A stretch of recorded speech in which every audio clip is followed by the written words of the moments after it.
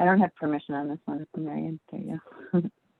All right, well, good afternoon, everybody. Thanks so much for joining us at this July 30th meeting of the Rural Resilience and Adaptation Subcommittee of the Climate Council.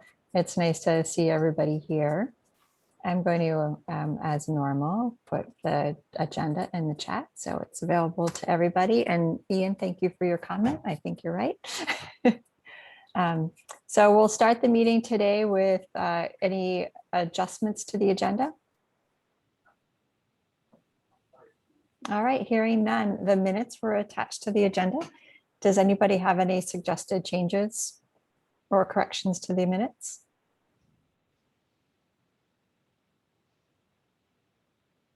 All right, hearing none, we will consider those good to go. So look at that, we're already ahead of time. So next on the agenda, we have, we wanted to take a moment to just do a review of the Climate Council meeting on Monday and the feedback that we've gotten from the pathways that we presented. And I'd like to start this off by saying a huge thank you to everybody for all of the work that you did to get the pathways and strategies to a place where we could present a picture to the Climate Council about the direction that all of our work is headed, recognizing that what we presented was just a small piece of all of the work that's been done and will be done. I think it gave the council a great overview and insight into where we're headed. And I think in general, it was actually received very well. Chad, you were there also, so why don't you go ahead and offer your thoughts? Sure, yeah, I'm sorry for being a few minutes late here. We're happy you came because you were quorum. You were our quorum. Oh, good. And I may go off camera if that's okay, because I've got lunch here. I don't want, yeah. Yeah, I thought it was really exciting. It was really, it felt really good to be putting a number of these pathways forward from at least 3 of the subcommittees, right? We still have a couple more to go, but I think, we tried to keep it still pretty high level. But I think there's a lot of good discussion, a lot of good back and forth, a lot of good sort of critiquing of what the various subcommittees had come up with by other members of the council. So yeah, it was really exciting, and it seemed like a bit of a breakthrough kind of meeting. So yeah. Jane, did you want to add anything? No, I guess that was a great synopsis. It did feel like it went rather smoothly, which is a really nice moment. Probably the nature of the level of specificity we dug into. I will say that Marion and David Plum and I met this morning, and council members as well as subcommittee members have the opportunity still, and if you'd like, the Google Doc that was also up and open for folks to provide comments in. We were going to take comments, and I don't feel like that was very crystal clear at the end of the meeting, but you were open and willing to still provide comments through that Google Doc by the end of this week. And David is sharing that Google Doc with Marion and I. In addition, Climate Access and RISE has been summarizing the public comments that we had been getting through our public input website for subcommittees, and is going to take a particular focus and look at the public comments we've received since the Climate Council meeting, so that next week at your meeting, we can share with you the synopsis of both the council feedback and the public feedback on the presentations. And we're also hopeful that in recognition that you're moving into a more tangible phase of the work that we expect the public to have a lot more comments on, that it'd be great at regular subcommittee meetings just to have a 5-minute update on public comment summaries to offer more chance for response and incorporation into your task group work and others, just to draw your attention to things that are coming in. But I'll just say the only other comment on the council meeting outside of the substantive work that you guys all put together is stay tuned for Climate Council meeting scheduling. We did put forward, you'll see through Marion, a poll recognizing that the Monday meeting going forward, which is the standing meeting, is now creating some conflicts for folks as we move into the fall. So we're just reaching out to try to ensure that Mondays is still the best time for the standing meeting. And we'll also do even further polling and input if we choose to make any of these meetings in person. For now, they'll stay remote, and the steering committee and then of course the council itself will also review if any of those meetings choose to move in person. And then we'll do further scheduling, recognizing the challenges of drive time for folks. So it was great though, and there's been great press, so it's good. Great, thanks for that update, Jane. I did put in the chat the link to the Google Doc, so you can see we've gotten very few comments so far about our work, but they are good comments.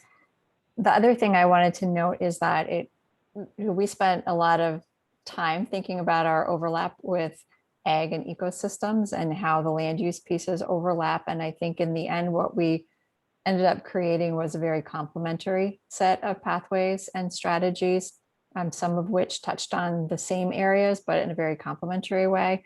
So I was encouraged that there weren't any conflicts so much as they were complementary. And so I think there's some real opportunity to continue to work together and have dialogue with that committee, that subcommittee, as we move forward.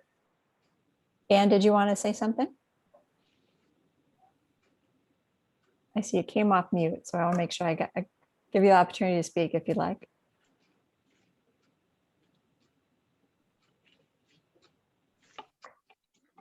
I did hear from Erica that Ben, you are her official designee, so congratulations, you've been upgraded.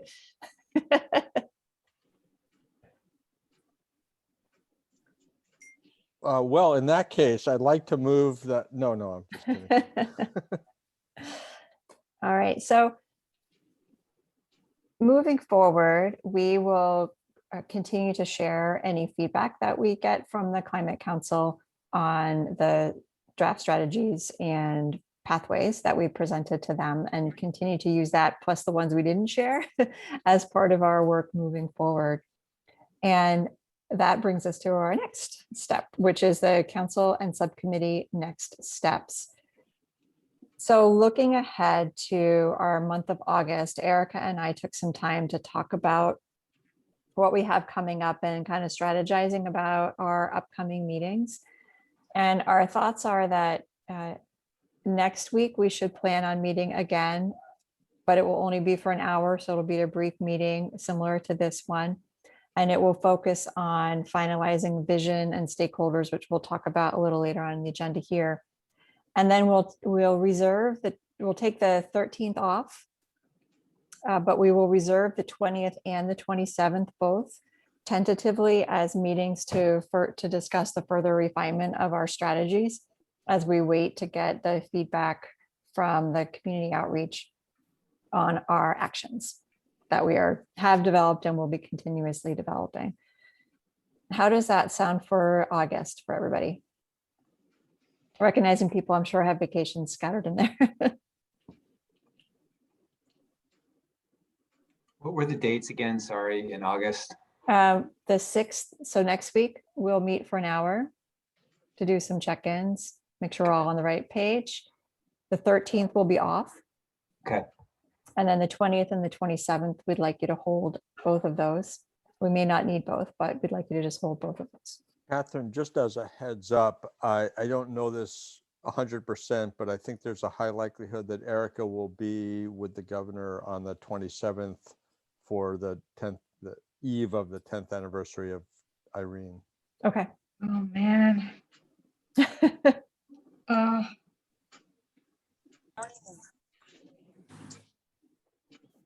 All right, that's good to know. I appreciate that. So we will make adjustments as we need to. All right, so this is going much more quickly than we anticipated. So I'm going to turn it over to Jane, because one of the things that we learned is one of our next assignments is vision and goals. And I would like to turn it over to Jane so she can talk about what she had in mind exactly when she put that on her calendar for our work.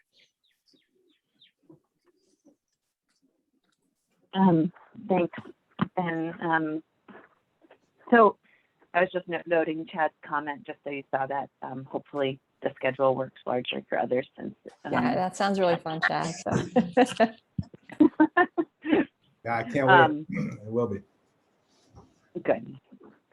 Okay, so I actually, part of me thought I should just pull up the slides, but I'll just try to talk through a couple components.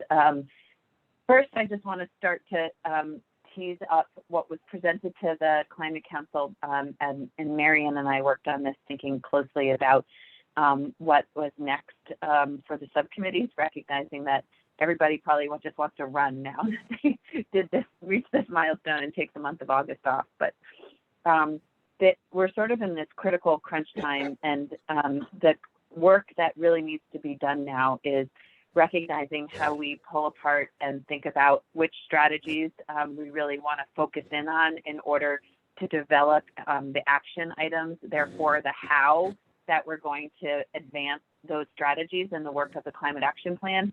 That we'll get to speaking to proposals for funding, what we would recommend for rulemaking, what would need legislative action. And that's really the bulk of the work for the subcommittee. And in thinking about how we do that, with cross-sector, there's this very clear mandate, like the strategies and actions they need to put forward need to meet the 2025 emission reductions.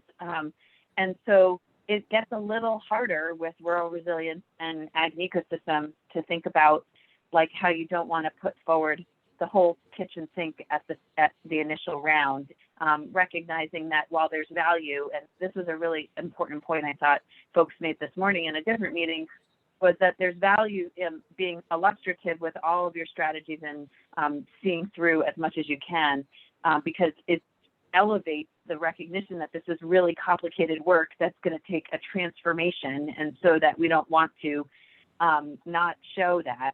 But we also think that it would be really important to somehow craft it in any way possible, and I think your subcommittee has it the hardest, but speaking to the vision, any kind of quantifiable goal or metric that you can speak to through the body of your work.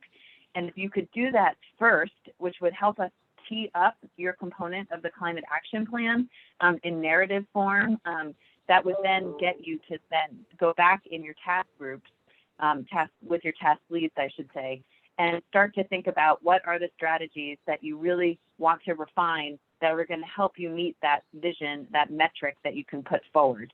And so our hope is that by the end of August, you've reached consensus around your top strategies. And we, in the way we had framed it in the Climate Action Plan, we had talked about short-term priorities and long-term priorities, so that we didn't lose all your work.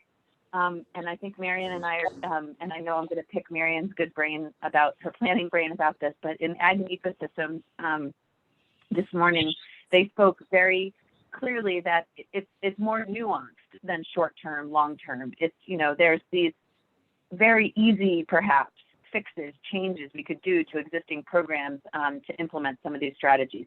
There's other things that are going to take a long time to sort of set in motion. And then there's other levels of priorities. And so Marion and I are going to think a little bit about and bring with us to all of you at your next meeting, or when you really talk, hopefully we'll bring it to your next meeting, and then you'll have it to tease out and work with your task leads on thinking about these different buckets, so that you can really start to elevate the strategies that you want to move forward with in the short term, but also recognizing what the actions are that you need to do to not lose sight of the things that are going to take longer, make longer system changes. So I think that the idea for you all is to start to have, and I think we're going to hopefully do that next week with Pat Field's assistant, perhaps, or through Catherine and Erica's good leadership, think about how we come to consensus around what that vision is, what that measurable goal, if any, is for your work. And then use the latter part of the month to hear from task leads again about how they want to bucket their strategies to move forward with action items. This is all to say that you all are on the milestone chart for the end of September's Climate Council meeting, the 27th, which is when you as a subcommittee would present your action items for the council to deliberate on. So There'll still be work to be done past then, but hopefully by the end of September, you'd have a pretty good idea of what those top strategies are and the actions needed to move forward on them. I'll also say that later on in the conversation that we're also going to talk about stakeholders for all of you. And I think that I just want to recognize that's an important component of this, but I'd rather speak to that in the context of the public engagement plan and that the role of that component of meeting the broader public engagement strategy. So why don't I just pause there, see if Marian has anything else she'd like to add, and the rest of you, we can just sort of talk about how that all fits with you for now. Well, thanks, Jane. I think you covered it all, and I would just highlight there are a lot of really fantastic planners on this call. So if folks have ideas or thoughts about sort of how to be more nuanced about sort of the strategies that will need to start work soon in the next couple of years in order to be implemented, either those low-hanging fruit or those that need to start now, and then how to ensure that we're capturing all the work that's done, but we don't have, you know, an overwhelming amount of strategies that we can't focus on the ones that need to be implemented. So happy to take any suggestions from you all if you have them, but that's all I have.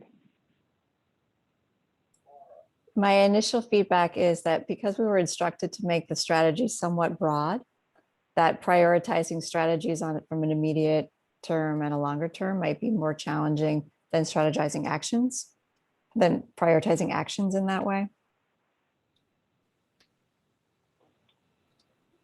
Yeah, Ben, go ahead. Just to take one example, thinking about how this might translate, the Flood Resilient Community Fund is hopefully in the mix with ARPA funding for years 1, 2, and 3. And then there's the longer term question about whether the state is going to have a Flood Resilient Communities Fund after the ARPA funding is gone. So there's a natural phase 1 and phase 2.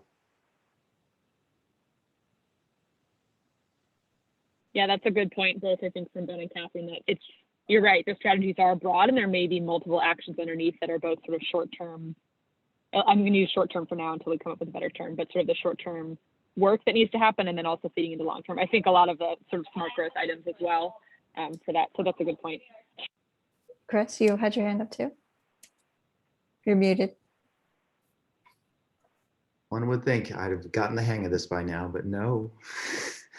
I might have missed something.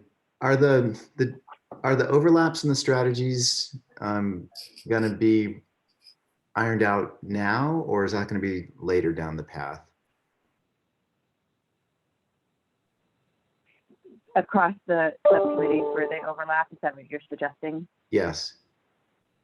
Yeah, there was a little discussion about that in Ag and Eco too, and Marian and I we were supposed to have a meeting this morning actually where we were going to start to dive into some ideas for how we address cross-cutting issues, but it got postponed due to the flooding in southern Vermont because of one of the key members who was helping facilitate that. And so I actually love to hear Marian's thoughts on this too, but we haven't really talked about the process for that yet in a clear and concise way for how we're going to sort out like how you further refine the actions needed and ideas underneath the strategies where there's clearly a cross cutting component between subcommittees. And so for now, I know that like in Ag and Ecosystems, for instance, this morning, they talked about just doing that for the sake of their task leads because they have strategies from their specific task leads that all overlap as well. So they need to do some consolidation even within their own subcommittee to think about how the strategies are consistent and not like duplicative across. And so I think to be determined, but Marian, I haven't given any more thought to it than just that we were going to start to talk about it this morning. So anything you want to add, please do. Yeah, I think to Jane's point, we haven't landed on the exact solution yet. I do think a bit of, the co-chairs from Ag and Eco and Rural Resilience met last week to discuss some of that overlap already in terms of land use sort of planning and both the nature-based solutions for at the landscape level and then for the built environment as well. And I think initially what we discussed with that group and those co-chairs was to at least to start to be sharing those strategies and I think inevitably actions across those pathways. I do think eventually there will need to be some meeting of the minds across those subcommittees because those are the experts on those issues, and we'll have to have a way to have those groups come together to sort of look at the strategies and actions underneath those cross-cutting pathways. But yeah, so I think more to come on that. But I think initially we've had some conversations at least about some of the cross-cutting areas already, and that seems to be the way that it's moving forward. And then a kind of a related question on, how do we, is there guidance to us or how we establish what consensus is, on these actions and what our priorities are? I mean, sometimes some committees vote, some people, is there going to be consistency across the different subcommittees and how that works? That we have to get consensus among ourselves, and it sounds like we may have to have with another subcommittee to figure out how, and just how do those pieces map out? That's a good question. There is, as far as like how consensus works in the council and subcommittee process, that is actually spelled out in the roadmap document that was initially adopted by the council early in the process. And so there is a system in place for that, and what will happen when consensus might not be reached. In other words, who gets to vote if we actually had to go to a voting component, which I'm hopeful at the subcommittee level won't happen, but I'm worried about how that will actually play out when it comes to the council. Anyway, so I think these are all really good points, and hopefully as we prepare to come back to you next week to help guide you as the task leads take on this task for the end of the month, these are things that Marion and I can be thinking about in order to provide more clarity for the work next week. Thanks. Question. Go ahead, Joe. Thanks.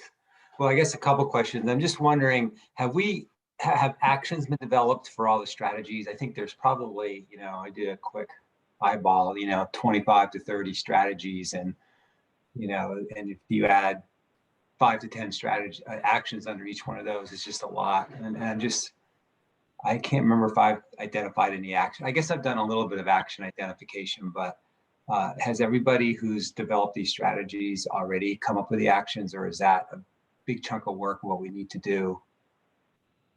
I think that it's a mix. I think Chad and Anne and Mike's group came up with a lot of actions.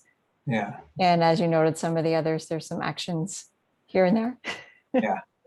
Okay. So that's something we have to do. And just a thought about it. I think this is tied to the vision, but the idea of I'll be surprised if we can come up with a metric for, resilience.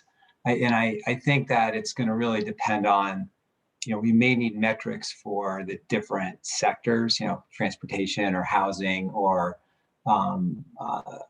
power or whatever, energy, so because they're just so different in what resilience means in each of those areas. And so I guess we'll have to noodle around with that a little bit. And I don't know if the municipal vulnerability index can kind of help with that a little bit. And it seems like that's fallen off the radar screen for the moment. I don't know where it is in the work program. But, I think until we learned that we had new work that we didn't know we had in August, then Eric and I had hoped to tackle it in August. So we will definitely not let that go, and we will be coming back to it. But I think that you're right, Joe. I hear you about the challenges of coming up with a measure. Right. And there is some potential with the municipal vulnerability index to look to that as one opportunity. And Jane and Marion, I think what would be helpful from my perspective is if you have examples from other efforts in other states or other units of government across the world that you think are shining examples of what that might look like, sharing those, I think would be helpful for us to better visualize what you have in mind. Yeah, we can certainly do that. This is where the example that we turn to often, Maine, falls apart, right? One of the greatest criticisms of the Maine plan is largely that it's just stayed at this high level of like what we need to do, but didn't move into the implementation phase. And so it'd be great for us to start to parse out and look at if there is ideas from other states where I know like California has a lot of this, but it's in such excruciating detail. It might. I was talking about the Okay. vision piece. This vision, the Yeah. vision with the measurable points that you would like us to develop. That's what I think would be Yes. really helpful to see an example, so that we don't spend time working on something that isn't what you had in mind.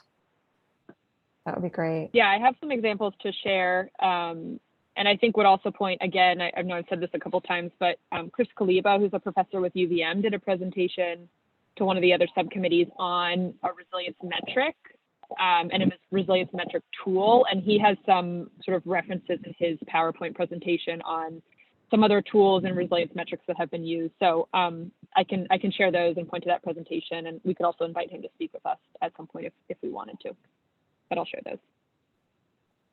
Is that on the Climate Council website already? His presentation? It is. I can drop the link to the PowerPoint in the chat, certainly. And maybe you could follow up with an email, since we don't have full membership here today, to just make sure everybody has a link to that.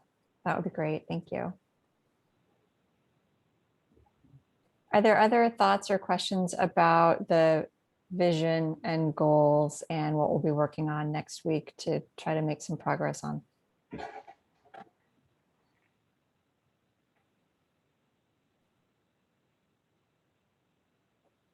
Okay. Before we jump into the stakeholder engagement intro, if it's all right with the group, I remembered something I meant to talk about under the next steps. And that was, so I'd like to go backwards a little bit since we have a little bit of time. And that was that I was hoping that Chris and Joe could maybe give us all a quick overview of the data project that you're working on in terms of trying to measure VMT and greenhouse gas emissions based on land use patterns. And just let the group know what you've been talking about and where that might be headed. Chris, do you want to start? Yeah, I'll start.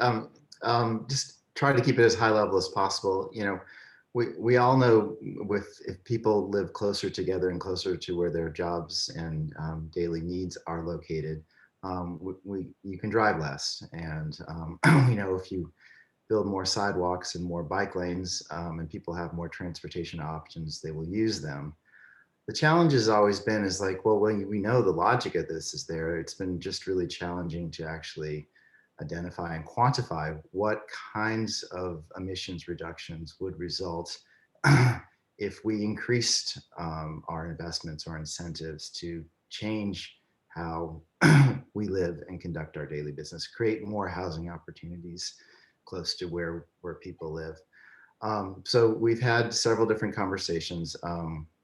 Joe Segali was terrific when I floated the idea, looking at our compact centers, looking at what the emissions were in them compared to areas of the state where the settlement pattern is more dispersed. And amazingly and somewhat creepily, many of us carry cell phones in our pockets, and this data you can get it almost in real time to tell us and kind of answer this big question about what kinds of emissions reductions are possible in different types of settlement patterns. So will be important, I think, information to have. We've never been able to do that before. I think other jurisdictions have noodled around on this, but they tend to be more in an urban focused area. It'll be great to have this kind of information on Vermont, and actually good, well-validated information. That's one part of it. And then the other part of it is there's all these other co-benefits to smart growth. There's public health. There's reduced costs because we have infrastructure costs that are sunk. And if you can make more connections or get more of the roads and sidewalks you use, it's cheaper for the municipalities, it lowers our taxes. There's all this whole kind of surrounding kind of co-benefit work that we'd like to explore as well. So we've had a couple internal agency conversations and with a few climate commission members about kind of the need for this. We've got a rough proposal together, And I think next week we're going to have a conversation about, figuring out how do we actually pull the trigger on this and make it happen. So I'm going to stop there. Joe, can you fill in any details I might have missed? Well, what I would say is we're going to be focusing on the fundamental question of what are the greenhouse gas emission reduction benefits of smart growth. That's what we're trying to answer, and so that we can quantify that. Just in the same way that we can quantify the greenhouse gas benefits of electrifying the transportation network. So that's the goal. And I think it may be possible. We did talk with a consultant to kind of run this up the flagpole, and they seem to think it's possible. But like everything that's, I think with this project, it's just crunched for time.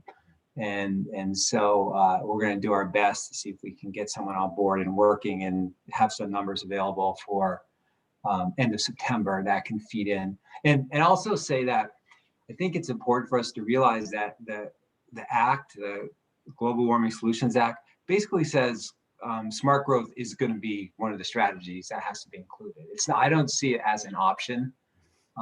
And it's also state policy and everything else. And it came up in our strategies as our group, right? And, or our pathways, I should say, not just our strategies. And then it also, I think it came up in the cross-sector mitigation and maybe in ag and ecosystem too. So, everybody's on the same page. And to me, this is just a question of making sure we can document the greenhouse gas reduction benefits, so it just gets thrown into the mix and sort of can show why it's important to help achieve those goals. Oh, I could say one more thing. Along a parallel track is the CEP, the Comprehensive Energy Plan, that's being developed as well. And this kind of information should be informative to their process. There is a transportation and land use chapter in that plan as well. And often what we lacked was the data to say, this is why this makes sense and this is how much you'll save. So I think it should boost the credibility of this strategy in both the Climate Action Plan and the Comprehensive Energy Plan. Thanks so much for that overview, Chad. Yeah, wow, Chris and Joe, really glad you guys are taking on this work. It's such an important topic for moving forward in the future.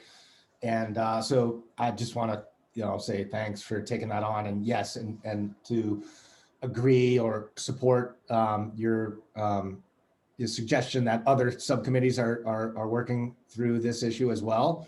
I guess the one thing we just need to be cognizant of, and it came up during the Climate Council meeting on Monday, is the tension, right, between smart growth principles and some of our older village centers, which are located in flood prone areas and have challenges environmentally.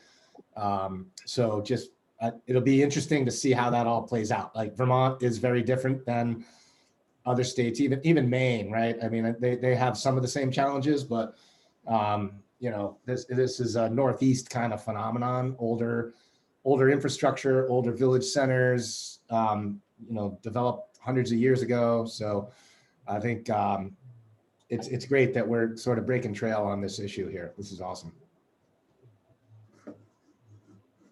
Thanks for that, Chad. Any other thoughts or comments? I see some comments in the chat that people are excited about seeing this happen.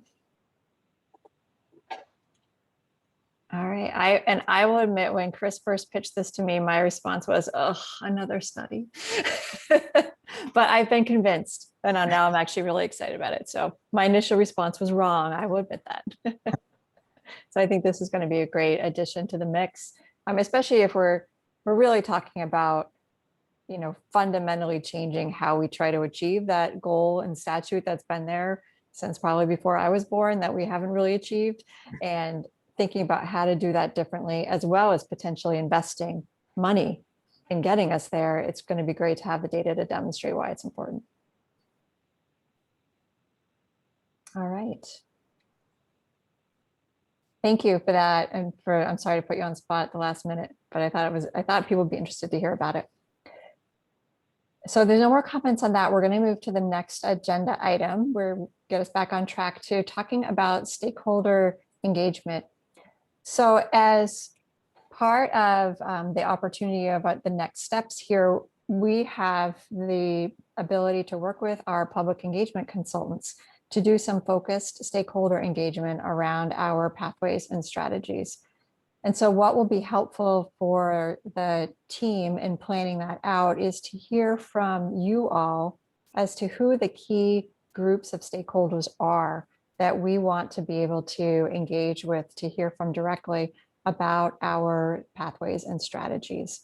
And what I'm hoping we can do in this discussion is to get everybody's ideas on the table, recognize that we're probably not going to be able to meet with 10 or 20 or 30 groups, but let's hear everybody's ideas. Let's see where there's overlap, and then hear how we can potentially coordinate that with other subcommittees and their efforts. And Jane, did you want to add anything? Yeah, I just was going to make a couple clarifying points about it when you're ready. Yeah. First, I did just want to draw everybody's attention to the public engagement plan that has now been released. And so the public engagement plan came to you all last night via email, and also directed your attention to a survey that was intended to funnel folks' comments in through, so that we would have a systematic way of collecting comments from so many folks on a document. That public engagement plan sort of focuses the nucleus or the center of our engagement over the next few months on 7 events that will happen in September, billed as like the statewide engagement. 3 of them will be online, 4 of them will be in person. They will be the focus of what Climate Access and RISE do. Leading up to those events, they'll be putting together a package of collateral informed by your presentations from Monday, so that there's a conversation about why folks should care about climate change and some of the ideas at a high level that we are, as a climate council, are considering. But those sessions are really intended to hear from Vermonters. And so to build off of that and around that, we're thinking about a couple other strategies for engagement that the public engagement plan speaks to. First of which is technical stakeholder engagement. We've been moving forward with this in partnership with the Public Service Department right now for cross-sector mitigation. And so we have events set up for transportation, buildings, thermal, and electricity that we're doing led by the task leads of the cross-sector mitigation group. And so when we're asking you now to think about stakeholder engagement, we're recognizing that we've had this robust process over here in cross-sector, that we haven't done the same with all of you in rural resilience and ag and ecosystems. So first and foremost, the question is, do you feel like you need technical, specific feedback on your pathways and strategies to inform how you prioritize them and how you further inform your action development? And then if so, you've already done an exhaustive list or somewhat exhaustive list of stakeholders that we have in the public engagement plan. But really this conversation is, if you want to have that technical stakeholder engagement, what are the themes that you could see sort of bucketing your work in, to then think about how you invite those stakeholders in to give you the feedback that you want. And I just say that these will be led and supported by CBI, not by the Climate Access and RISE, because they're focused on the bigger statewide engagement in September.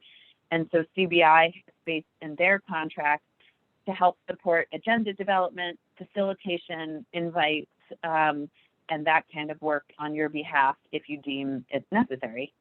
So like in ag and ecosystems this morning, we thought about the 3 main groups being like an agriculture food systems stakeholder meeting, a natural land use perhaps stakeholder meeting, and then a forest production themed ones. And so those are the 3 that they're thinking about, just to give you a flavor of what is happening.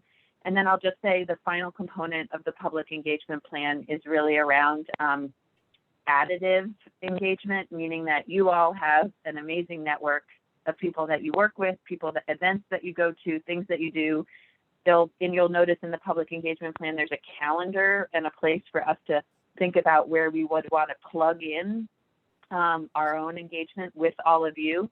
So not creating new events, but capitalizing on existing events and having somebody, the right person there to speak to the climate action plan development. And the collateral that's being developed for the statewide events in September will be sort of a how to use kind of guide will be given to subcommittee and council members to bring with you. And maybe sometimes Marion or I would join you or others, but really it would be like what you think is most useful, and that you would go with the and not required of anybody. It was just if we see it as you want to do it, the presentation, and there'll be a facilitation guide as well as feedback forms that you can take with you, so we can also hear from those constituents and involve and wrap that into our public engagement synthesis later on.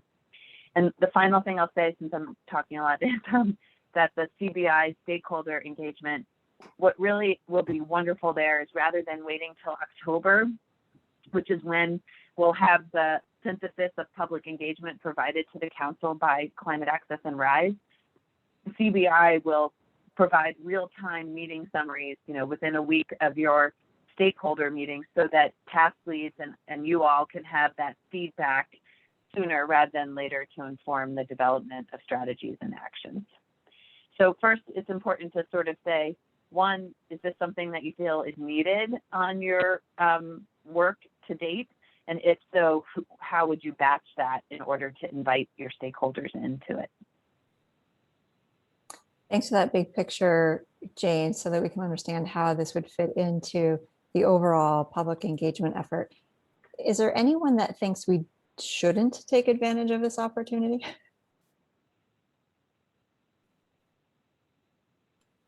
I generally need all the help I can get. Yeah, that's kind of what I'm thinking too. All right, hearing no objections, let's go forward with the assumption that we would like to take advantage of this stakeholder opportunity. I see already we have a suggestion from Dave, where he's suggesting key business sectors, municipalities, legislators, and the general public. Jane, is it fair to understand that legislators and the general public will have an opportunity as part of what you talked about in the bigger picture? Yeah, Okay. Very much so. So Dave, when you're yeah. talking about key business sectors, are there any that you had in mind? Yeah, I have a bad cold, so apologies Oh. for being blind. Yeah, I was thinking like maybe manufacturing, agriculture, forestry sectors, just kind of across our economy, having some key businesses. Thanks, Dave. What other stakeholder groups do people think? I definitely agree with municipalities.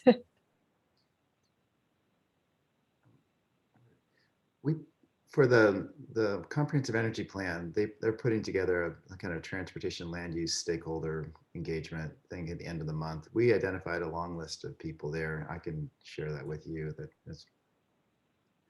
And then I guess this is related to my other question. I mean, I think we're going to be chasing a lot of the same stakeholders. Is there a way to roll these up so we're kind of hearing the same things at the same time? And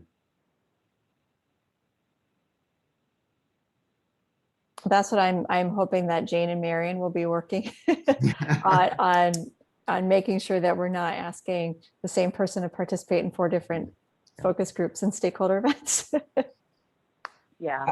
I was wondering the same thing, actually. I was wondering the same thing as well, like with ag and ecosystem, should we be piggybacking along with their meetings? I mean, it seems like cross-sector mitigation, I can understand how they're separate because they have such a clear focus. And it's the mitigation side we're on, ag and ecosystem, and us are on resilience and maybe less so on mitigation. Yeah, I mean, I hear your point, Joe, and wondering if a stakeholder group of local regional planners would be a good group to target for the land use, the housing, and some of the ag and ecosystems strategies. Yeah, and that was our, I think, intent was to first have the subcommittees decide, which groups you sort of wanted to target, but understanding that there will certainly be overlap. And I think So with ag and eco sort of identifying a nature-based solution / land use group, that could be something that you all work on together, or that we pull together for both of the subcommittees with all of the invitees that you all want to address. Because I'm sure, again, they have slightly different focus, but I'm sure they would also like to invite the RPCs as well. So, so yeah, that's the intent. And I think if this subcommittee, if you all can identify, who those kind of groups to target are, and then we can see where the overlap is, and sort of start to map out those events. And then I did just want to say to Ben, put a comment in the chat about reaching out to A&R to talk about water and wastewater. I think that's important, and I think critical infrastructure may be one area or one piece you want to take a look at. I just, again, thinking about focusing on municipalities, maybe it's broadening, so it's not just A&R, but it's municipal interests around water and wastewater and other sort of municipal infrastructure that Public Works or select boards may have input on as well. So that could be a group that you target with that as a specific focus. Yeah, I think that's a great point. If we expanded that to be Public Works, and it could include the A&R, water, wastewater, it could include, local stormwater managers and all of the Public Works things that are involved in the resilience work that we're doing. I was wondering about land developers as well, private land developers. And I think we do a good job of reaching out to our own peers, our land use planners and even people on the public sector side of housing, but it's the most development is done by the private sector, I suspect. And so it's like, how do we get those folks engaged in this? Or is it important to get them engaged? If we're talking about how to make development more resilient to floods and other climate change impacts, and what they have in mind, or is this even on there? And they're a little bit harder because there isn't necessarily, there's a conference every year that if you're familiar with, White and Burke Associates in Burlington, they work with lots of developers, and they've been having a conference every year for the last 5 or 6 years where they get all these Vermont developers together in one place, and wondering if they can help in some way, convening a group of developers that could give some input into what we're talking about. I don't know if it's important for cross-sector mitigation, but maybe it is for us in resilience. Yeah, it seems like there's some cross-cutting strategies that are definitely would have an interest for private developers. Chad, did you have a reaction to that? Yeah, absolutely. And that's a great point, Joe. I wonder if, there are, like we could go to the Lake Champlain Chamber. They represent a lot of these developers. And I think utilizing trade groups and just, like going back to getting businesses involved. I'd love to see, get some comments from members of the Vermont Businesses for Social Responsibility. I think there, as far as industry goes, there's AIV and some other organizations that maybe we can reach out to and kill more than one bird with one stone kind of thing. Yeah. So I'll just say that all of the things that you're speaking to, there's a section in the survey around the public engagement plan that asks you specifically to identify existing groups or events so that we can add them and have a cumulative calendar of engagement opportunities like this. And, speaking to your comment, Joe, just, VNRC and Vermont Fish and Wildlife for years now have done a training of engineers and developers and real estate groups to speak to Vermont. Oh my God, I'm drawing a blank on all the strategic planning around conservation design, Vermont conservation design. And so they meet with those and they get they made it so those guys get professional accreditation, which they all need for continuing ed, which is really great. And we can think about something like that in the future too. But for this and thinking about, I think what you should focus on is thinking about the themes that you want, and then we will have a chance to work with all of you to make sure the right people are invited in and not just the same old folks, but thinking about how to broaden the tent and reach more people.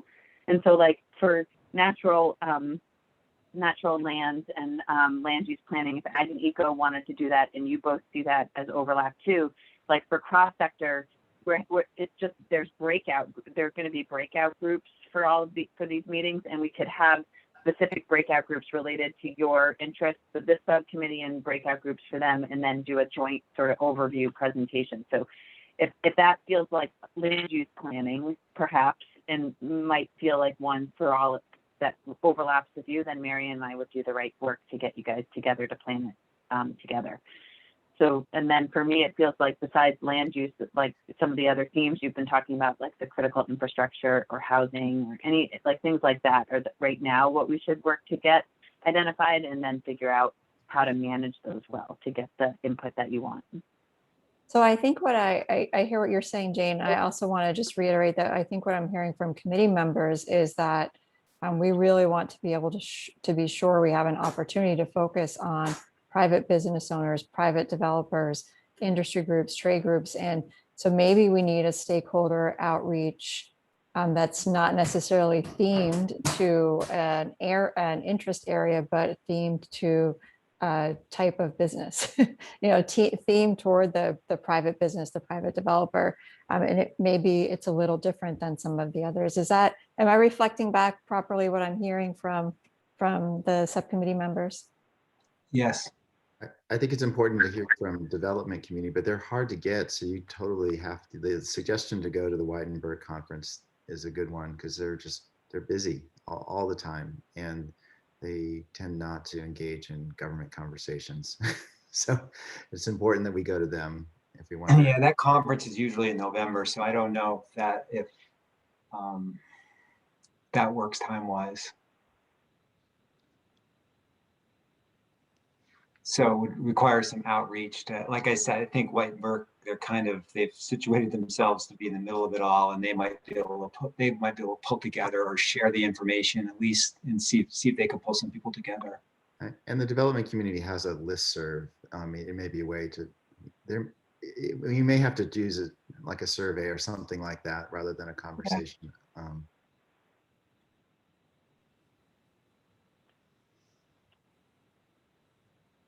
Yeah, and Chad threw out VBSR and AIV and some other groups. So let's do some, maybe Jane and Marion, you can do some thinking on that and how that might fit in with the other stakeholder group opportunities that you're hearing from Ag and Ecosystems and other ideas that this group has thrown out. We haven't heard many ideas about a stakeholder effort in terms of the electric communication pieces of resilience. And I'm wondering what people's thoughts are there. I'm just trying to think of our pathways and making sure we're thinking about stakeholders in all of our pathways. So what are people's thoughts about that electric communication side?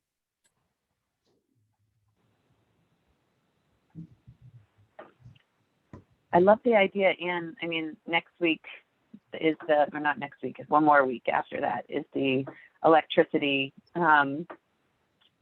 stakeholder meeting that Liz Miller from the Climate Council and Ed McNamara, who's as the task lead on the Climate Council for electricity, but also a staff at the Public Service Department, are co-leading. And I wonder if I have in my email right now that I haven't looked at yet an agenda for that. And I wonder if there's room in there to think about how resiliency plays into that, or if they already have, and they can be feedback funneled to this subcommittee. Yeah, Jane, I'm involved in that gathering on I think it's the 10th as well. So I'd be happy to bring forward some of the work that we've been doing. Yeah, maybe if you want to connect offline and sort of just maybe talk about some high level talking points. And I don't know if Catherine and or Erica would like to participate in that prep call as well. It would have to be Monday or Tuesday of next week, or the Monday immediately before the meeting. I think it's 10 to 2 on Tuesday the 10th. Well, that's great. That if we could piggyback on that already existing effort, that's great. I personally trust you, Chad, to represent the committee. I've got a few other things percolating here, so I just don't want to. I want to make sure I don't miss anything. So if I could sort of ground truth with one or more members of this subcommittee, that'd be helpful. All right. And there's going to be breakouts, or there's likely to be breakouts. I think it's a little bit up in the air, but we're leaning toward breakouts for that workshop, and I can just, so Claire McElvaney of our staff is really doing the groundwork on this workshop, and I can just ask her to kind of put a placeholder for the idea of electric infrastructure resilience. There's obviously the synergy with communications, and that is right in there as part of the conversation. I do think that having a separate stakeholder outreach around specifically communications resilience, sort of outside of the electric nexus, may be an area where we could use a little more effort. And I can touch base with the folks at the department who work on telecom, and obviously there's the new broadband authority. And I just think that with our task group, our focus, we come at it from the electric perspective, and we didn't get a lot of feedback on our outreach to communications folks other than through Department of Public Service colleagues of mine. So I think having a little bit more effort there to reach out to the telecoms providers, et cetera, might be in order. All right, thanks, Anne. Yeah, and I'm seeing a comment from Jane, I think, about resilience and adaptation at the community level. I think that tracks nicely with the municipal suggestion from Dave earlier. Are there any other stakeholder ideas? I guess the only other one I would throw out, and I don't know how this would fit, but I know that there are a lot of people doing a lot of work in the area of equity and equity in terms of adaptation and resilience. And I'm wondering if there's a way to somehow do something where we pull that expertise in and that advice into our group and into our work. And I'll just throw that out there as an idea. The other one we heard here is emergency services potentially, and the Association of Vermont Conservation Commissions as an entity that we might want to plug into one of these stakeholder efforts. And then all the housing groups are pretty well organized, the nonprofit groups, so they should be pretty easy to talk to. Absolutely.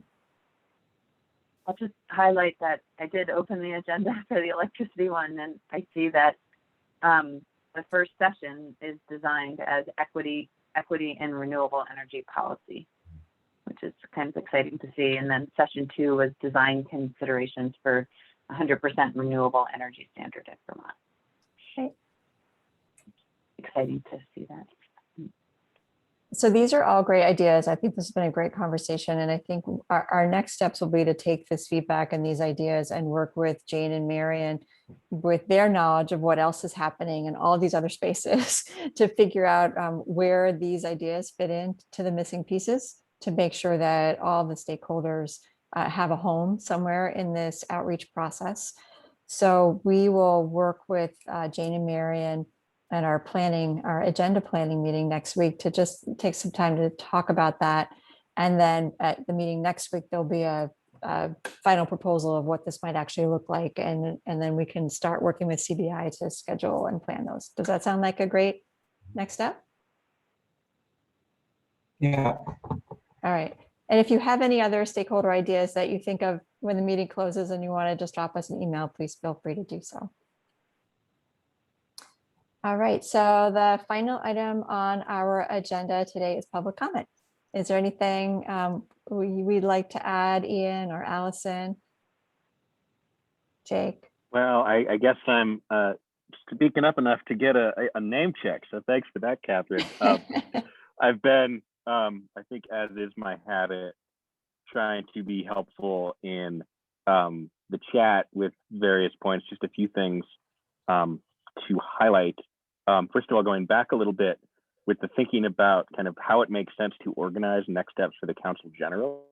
One idea that I might propose would be thinking less in kind of the short and long-term space as far as kind of how the actions of the steps proposed might go, and thinking more about kind of ease of implementation as a metric. I think I heard some comments along those lines. So I think figuring out what the low-hanging fruit is and what can be done immediately, and then thinking about what kind of some of the harder policy lifts are to drive down emissions and achieve all the other goals we want to see through this process might be a helpful frame to go through. So just some food for thought for that conversation. Obviously, I had to represent VNRC and say we would love to be a stakeholder in these conversations. I think we've got some great connections, so I'll flag that again.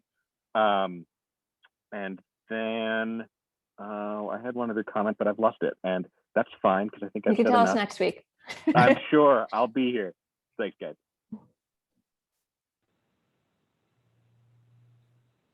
Any other comments? Any closing remarks from council members or staff? Hi, Erica. Sorry, I couldn't join everybody. We've got some We stuff understand. going on in the south.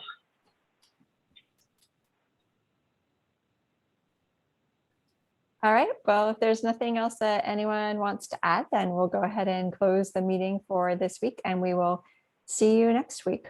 Have a good weekend, everybody, and thanks for all your great feedback today.